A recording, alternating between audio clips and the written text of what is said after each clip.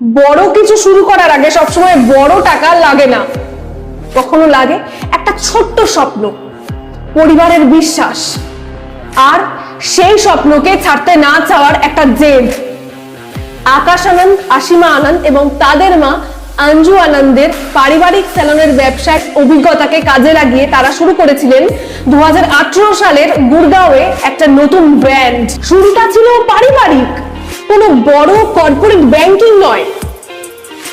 নিজেদের রিসোর্সেস, নিজেদেরকে বিশ্বাস করা আর নিজেদের সিদ্ধান্তের উপরে ভরসা করেই এগিয়ে চলা।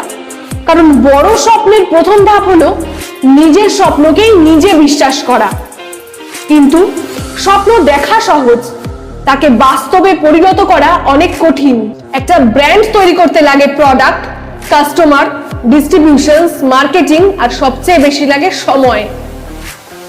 এই কোম্পানিটা ধীরে ধীরে স্যালনের গণ্ডি পেরিয়ে পৌঁছতে শুরু করলো D2C মার্কেটে। একটা ছোট ফ্যামিলি লেড বিজনেস ধীরে ধীরে পরিণত হলো একটা বড় বিউটি ব্র্যান্ডে। আর এখানেই আসে এক গুরুত্বপূর্ণ শিক্ষা। গ্রোথ মানে শুধু বড় হওয়া নয়, গ্রোথ মানে সময়ের সঙ্গে নিজেকে বদলাতে শেখা। 2021 সালে এই কোম্পানির ওনারশিপের স্ট্রাকচারে আসে এক বড় পরিবর্তন। আনন্দ ক্যাপিটাল কোম্পানিতে ইনভেস্ট করে মেজরিটি স্টেক নেয়। অর্থাৎ যে বিজনেস একসময় আনন্দ পরিবারের হাতে শুরু হয়েছিল, সেখানেই এবার ইনস্টিটিউশনাল ক্যাপিটাল এবং প্রফেশনাল ম্যানেজমেন্টের প্রবেশ ঘটে।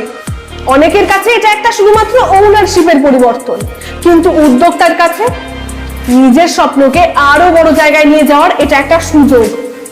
কারণ কখনো কখনো স্বপ্নকে বাঁচিয়ে রাখতে হলে স্বপ্নের পদ্ধতিটা বদলাতে হয়।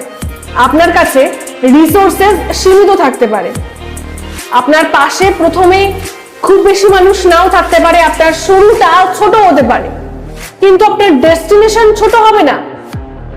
অর্থাৎ আপনি শুরুটা কোথা থেকে করেছিলেন সেটার চেয়ে বেশি গুরুত্বপূর্ণ আপনি কতদূর অবধি যেতে প্রস্তুত। একটা ফ্যামিলি বিজনেস থেকে শুরু হওয়া গল্প আজ পৌঁছেছে ইনস্টিটিউশনাল স্কেলের জায়গায়।